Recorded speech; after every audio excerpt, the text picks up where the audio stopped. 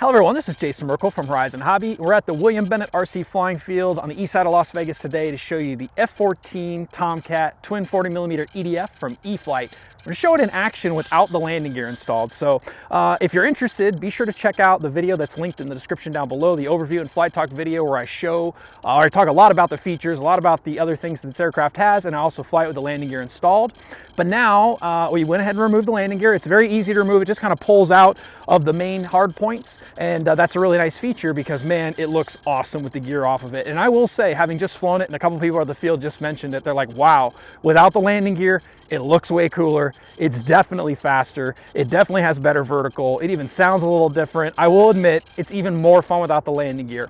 That said, some caveats. If you plan on hand launching this, just like I mentioned in the other video, make sure to do your trim flights, your initial flights with the wheels. Even if you have to drive to a flying field or drive to a place that has a hard paved surface, do all of your trimming in your different flight modes and do your mechanical adjustments, as I mentioned in that video, with the wheels on before you go out and hand launch. Because I will admit, hand launching this airplane is not super easy for everybody. Some guys have really struggled with it. Admittedly, it's not hard to launch, it's a little different to launch. It requires a proper technique. It's not a lightly wing-loaded, overpowered EDF aircraft or prop-driven aircraft. You can't lob it into the air. You have to throw it, just like you'd be throwing almost a baseball or a football. You've got to extend your arm, you got to follow through.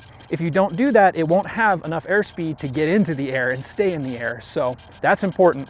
A couple other things. Don't hand launch it with a landing gear on it. Where you need to hold it is pretty much right where the main gear was mounted. If you have your hand behind that, you're going to tend to push it down. The added weight, the added drag of the landing gear, even though you may think, hey, that's going to help save my bad launch, that's not necessarily the case. In fact, it might result in a bad launch. So don't hand launch with the landing gear installed. Also, you need to have a good performance battery. If it's cold out, it's a little chilly today, but I've got a good, almost brand new Spektrum Smart 2200 30C LiPo battery in here today. That's all I'm flying, 30C battery. It's a good one. Use the telemetry, run that battery to full throttle and look at your amps. If you're not pulling over 35 amps with your battery, you may not be getting enough power out of that particular battery pack to get a good hand launch. So if you're not seeing that over around 35 amps or so, I wouldn't recommend hand launching with that. I'd get a new battery or wait till you get the battery warmer or wait till you get to a warmer day. That little extra performance on hand launch will help a ton. The last and most important thing of all, hand launch was safe. I know you may be in fact, you should be a very experienced pilot to be flying this, but in the safe mode, we have something called hand launch assist, automatically built in. When I hand launch the airplane, it senses the G-forces of that and it automatically adds a little bit of up. So right after I launch it, and you'll see this, you won't necessarily see me after the launch, but I'm not gonna touch the sticks and the airplane's gonna climb out at a higher angle, and then after a few seconds, it'll lower that angle a bit. That extra up elevator is gonna help you get it into the air on the launch in particular. And of course, launch with your wings all the way out.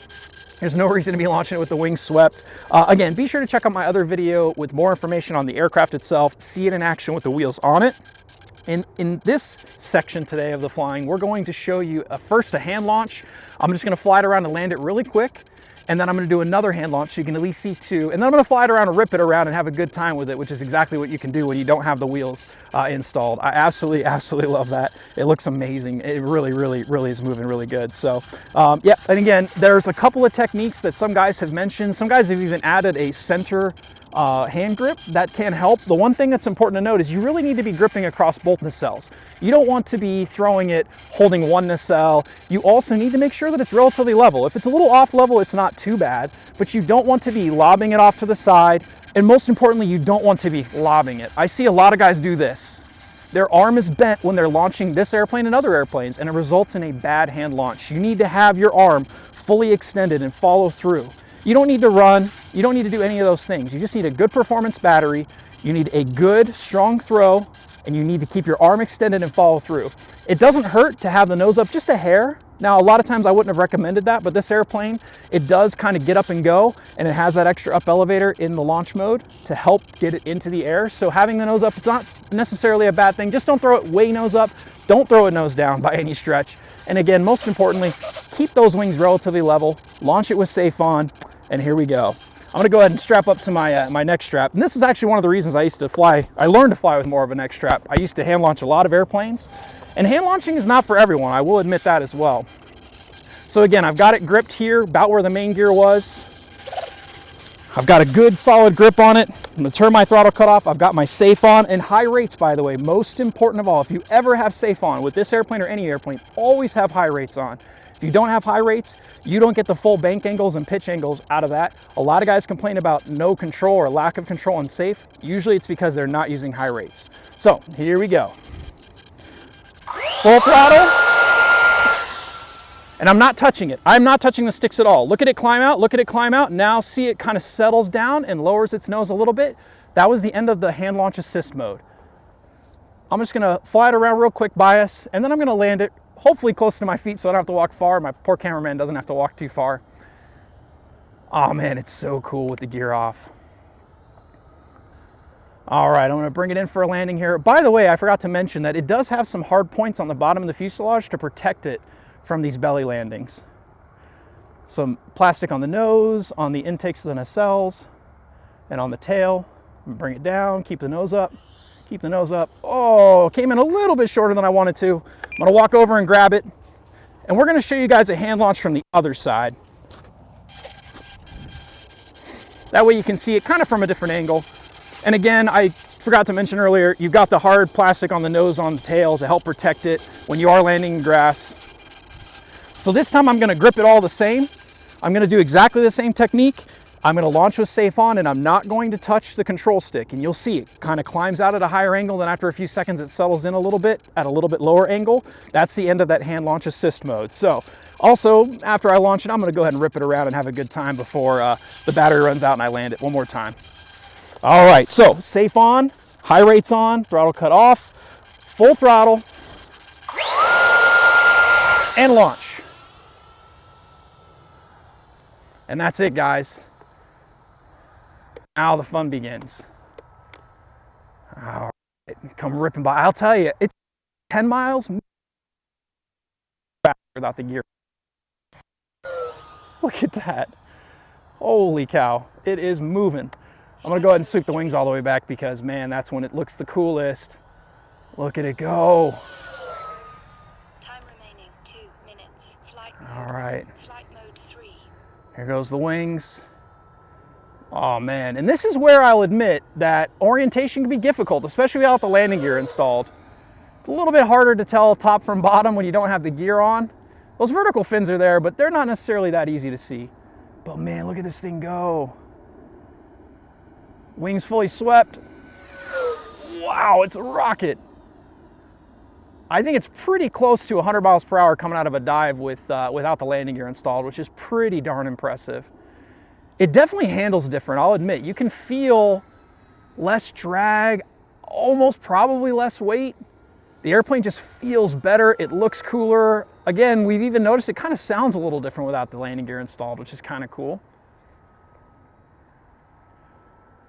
Yeah, in this sunsetting sky, it's a little hard to tell top from bottom, but I'm gonna go ahead and roll it inverted anyway. And again, this is one of the nice things about having SAFE. Watch this, I'm inverted. I'm gonna go ahead and flip SAFE. Look at that, now it's upright. And now I know, oh shoot, I lost orientation. But now I know that if I throttle back to about half and I put the stick in the corner and pull back on the elevator and put a little bit of aileron into it, I know I'm doing a nice right hand descending turn right now. I kind of can gain my composure and go, okay, I lost my orientation, but SAFE kind of saved my bacon.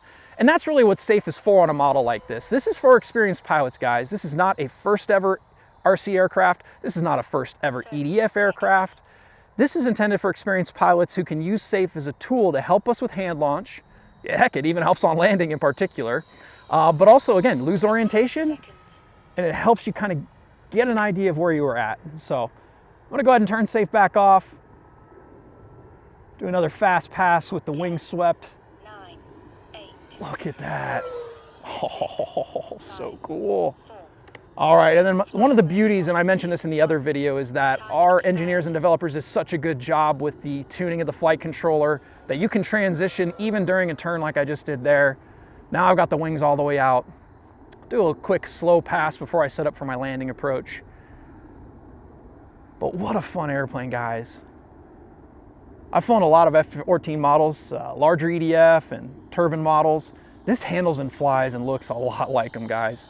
But at a price point, at a size, using a 4-cell 2200 battery that most of us have, so many more of us can enjoy this aircraft.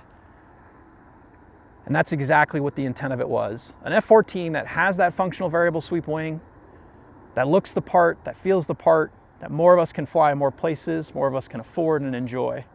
All right, bring it in. Keep that nose up. Keep that nose up, flare, flare, flare.